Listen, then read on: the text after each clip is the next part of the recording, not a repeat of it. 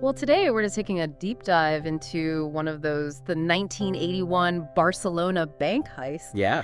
We've got a whole stack of articles analyzing Bank Under Siege, that new Netflix miniseries. Right. It's inspired by this crazy event. Interesting. And get this, even decades later, Yeah. we're still trying to piece together the whole puzzle. Who was really behind it? I see. And what were they after? Hmm. You know, what's so fascinating about this case is that the actual heist, it's just the tip of the iceberg. We're talking political intrigue, possible connections to a failed coup. Oh, wow. And then there are these whispers of secret documents, documents that could have rocked Spain to its core. Now that's a story. So let's unpack this whole thing. Okay. First, can you paint a picture for our listeners? Sure. What exactly went down in Barcelona back in '81? Okay, so picture this. All right. Barcelona, May 1981. The city's still on edge after a failed coup. Just a few months earlier. Right. Rumors are flying around. Yeah. Tensions are high. I bet. And then, bam, 11 masked men. Wow. They storm into the central bank of Barcelona, No way. take 200 people hostage, Oh my God. and hold them for over 37 hours. 37 hours, that's insane. What were they even after? Just a big payday. Well, that's where it gets interesting. Okay. These weren't your average bank robbers. What do you mean? Their demands included the release of certain political prisoners, Political prisoners? Like who? including Lieutenant Colonel Antonio Teixeira Molina, Okay. the leader of that failed coup we talked about. Wait, so these criminals are demanding the release of coup plotters? Yep, That says a lot about the political climate in Spain back then. it absolutely does. You think so? Oh, yeah.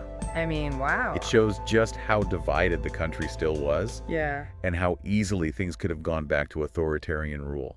Right.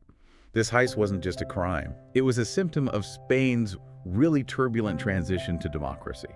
So the nation's still grappling with, like, the ghosts of the Franco era, and then this heist hits with all these echoes of the coup attempt. Exactly. That must really tapped into people's anxieties and uncertainties.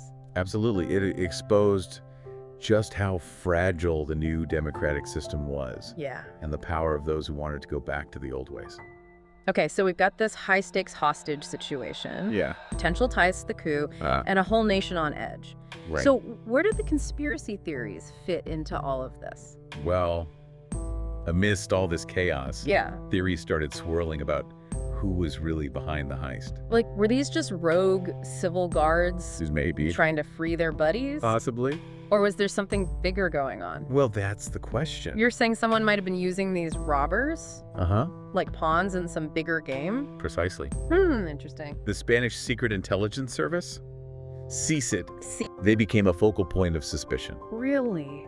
Some people thought they orchestrated the whole thing Wow. for their own agenda, What kind of agenda? maybe to destabilize the new democracy. Wow. It was a fragile time. So that's where Lieutenant Colonel Alonso Manglano comes in. Yes. The newly appointed chief of CICID. Right. Yeah. Manglano was a key figure here. Okay. He was appointed just weeks before the heist, Oh, wow.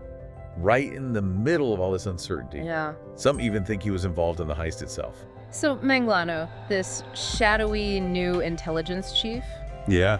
potentially orchestrating a bank heist to further some hidden agenda. Right.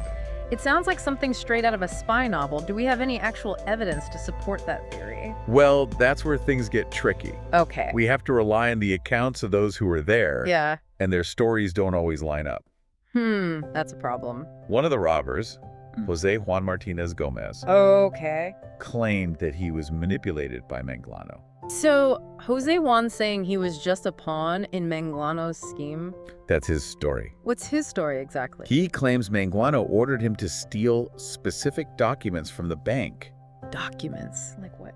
Documents that could have implicated the king himself The king? in the earlier coup attempt. You're kidding? He even says Manglano gave him fake blueprints of the bank, What? setting him up to be killed during the escape. That's a pretty serious accusation. But if he was telling the truth, why wouldn't he have said something sooner? Well, he was convicted for the heist. Right.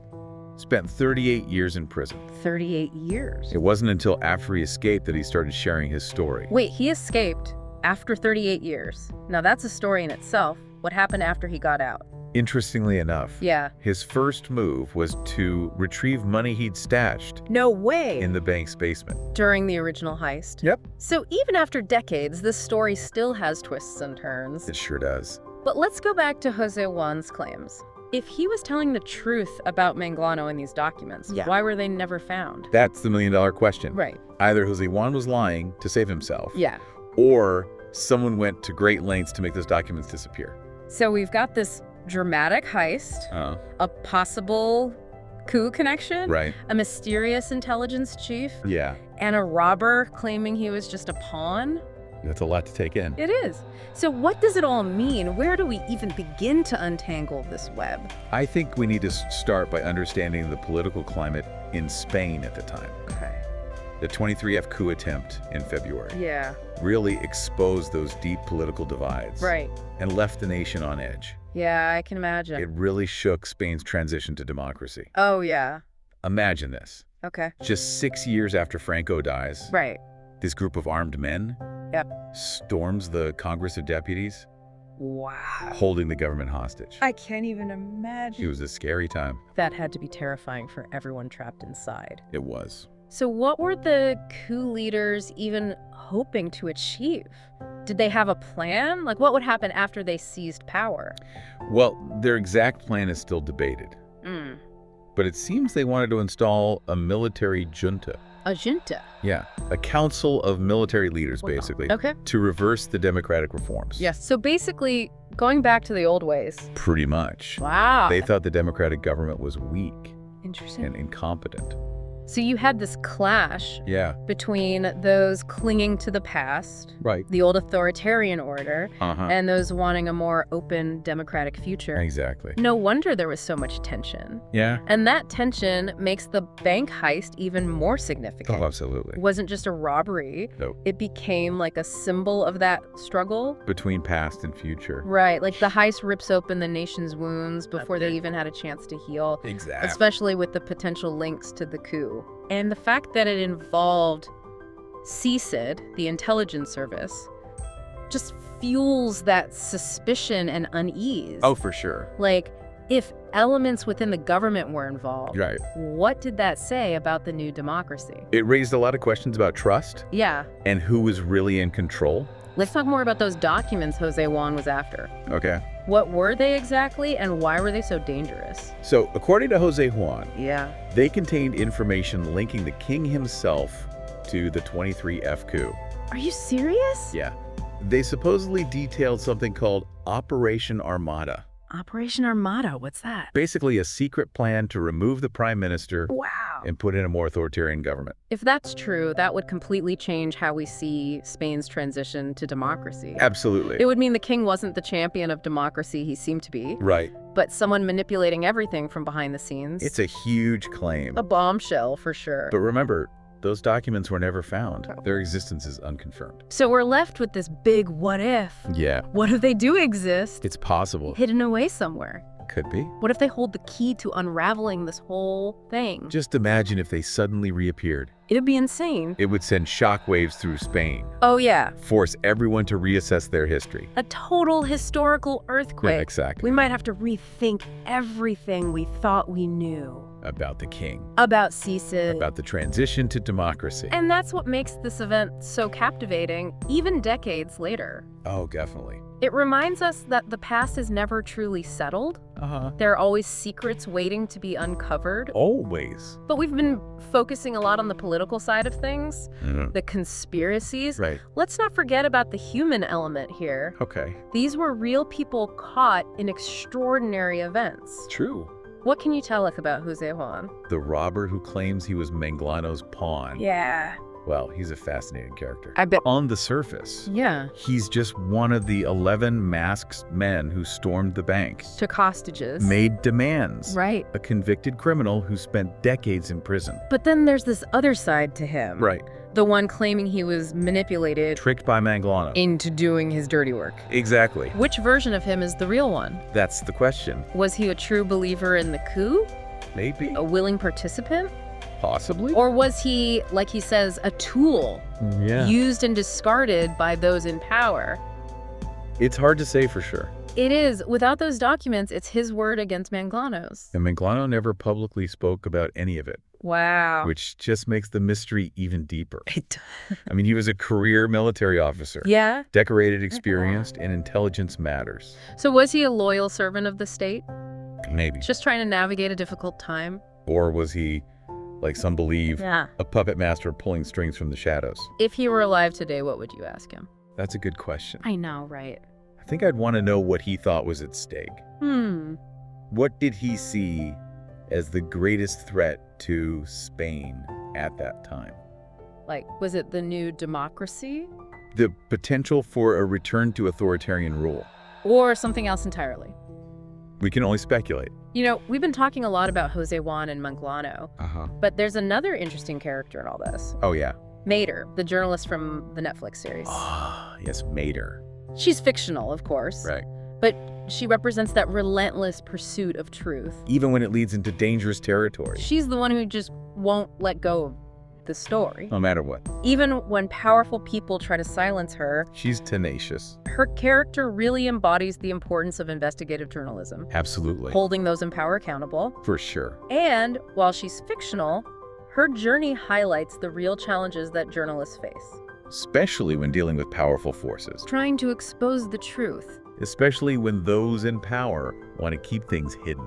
It's like in Mater's case, Yeah. the truth can be so elusive. Even when you're staring it right in the face. It really makes you wonder, how many other stories like this are out there? Untold or buried under secrecy and misinformation. It's a sobering thought for sure. It is. Makes you question what we really know about history. And how much is still hidden. But let's shift gears for a second. Oh. The Barcelona bank heist wasn't just a crime. Right. It was a symptom of Spain's turbulent transition to democracy. Absolutely. The nation was still grappling with the ghosts of the Franco era. And this heist, with its echoes of the coup attempt, really tapped into those anxieties and uncertainties. It exposed the fragility of that new democratic system and the power of those who wanted to go back to the old ways. It became a lightning rod for those competing visions of Spain's future. It's a reminder that democracy is fragile. It is. Something that needs to be nurtured and defended. The events of 1981 in Spain, they're a cautionary tale. For any nation going through a similar transition. From dictatorship to democracy. For sure. Well said. And the fact that we're still discussing this event, decades later, analyzing its complexities, debating its meaning, speaks to its relevance. It really does. It's a story that still resonates. Because it raises fundamental questions. About what? About power. True. And the balance between security and freedom. Well said. It's amazing how one single event, like this bank heist, can become a lens for a whole nation's struggles. Their anxieties, But there's still so much we don't know. True. It's like we're putting a puzzle together. Yeah.